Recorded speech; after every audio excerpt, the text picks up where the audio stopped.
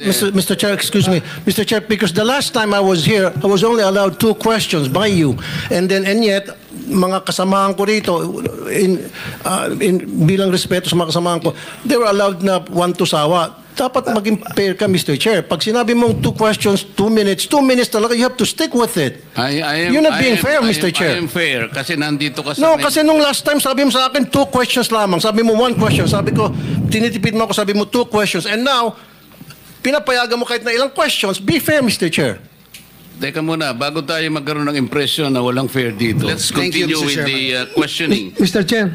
Tinatanong ko lang po yung sequence. Salamat, Mr. And then Chair. Senator Risa. Salamat, Mr. Chair. Pagkatapos si Rapi. Yeah. Sandali lang, ikaw na muna. Thank you, Mr. Proceed. Ma'am Kuwa, sabi mo kanina, kaya hindi pa kayo nakapag-file ng kaso dahil itong mga ghost projects na ito ay 2025 nangyayari. Am I correct? At you need time para...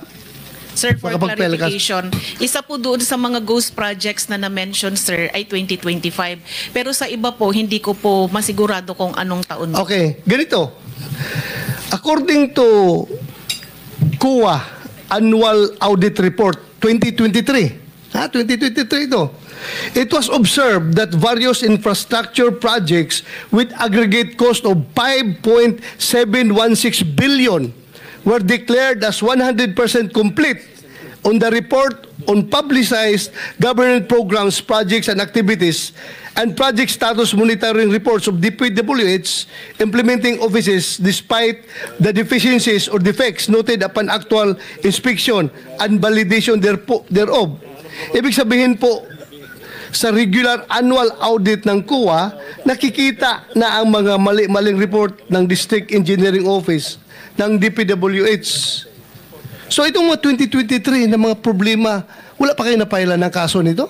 Your Honor, yung iba po dyan kasi, kinorek na nung contractor yung mga noted deficiencies. Yung iba naman po, nagbayad na po yung mga persons liable. At doon sa mga nakorek, kahit nakorek po, meron din pong mga pinataw or nakolektang liquidated damages po.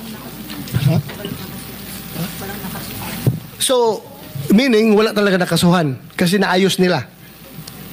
Naayos nila ito lahat. Kasi, ang tinatanong napakasimple lang, paano nyong inaudit yung ghost? Bago po bayaran ng COA yan, pipirma ang resident auditor. Pati yung area auditor ninyo, meron kayong area director eh. Ibig nyo sabihin na bayaran ito nung walang pumirma na auditor? Your Honor, ganito po yung procedure natin. Wala na po tayong pre-audit, kaya po ang nagbabayad ay ang pumipirma na lang po. Wala akong pakialam sa pre-audit. I'm not asking you about the pre-audit. Meron kayong post-audit eh. Yes, Your Ito Honor. nangyari, ghost project eh. Opo. Tapos na tapos pero walang nangyari. Ang tinatanong namin sa iyo, sino ang pumirma? Bago mapirmahan yun, merong certificate of acceptance, merong certificate of completion, pipirma ang resident auditor. Hindi po pipirma ang resident Anong gagawin ng COA? Post-audit nga lang po. Kaya po... Ano nga yung post-audit? In your charter, Opo. magkaintindihan tayo. Ito yung inyong charter, sample of services listed in COA Citizens Charter. Financial audit, performance audit, compliance audit, fraud audit, special audit, notice of disallowance, notice of charge, notice of suspension. Among these, alin ang akma doon sa performance ng contract? Opo. Nasaan kayo? Papasok po siya sa compliance, sir. Sus Mariosep, Opo. wala nga compliance eh.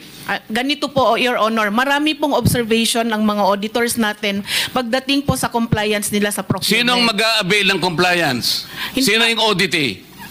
DPWH po sa case po natin ngayon, Your Honor. So anong nangyari? Marami pong observation ng mga auditors natin, sir, pagdating po sa compliance nila ng 9184. Kapag ba ang chairman mismo pumunta rito, he can present better questions than you, answers than you? Pareho lang din po yung isasagot, Your Honor. Kasi ganun Pareho po yung ang proseso isasagot. natin. Opo. O, sandali lang.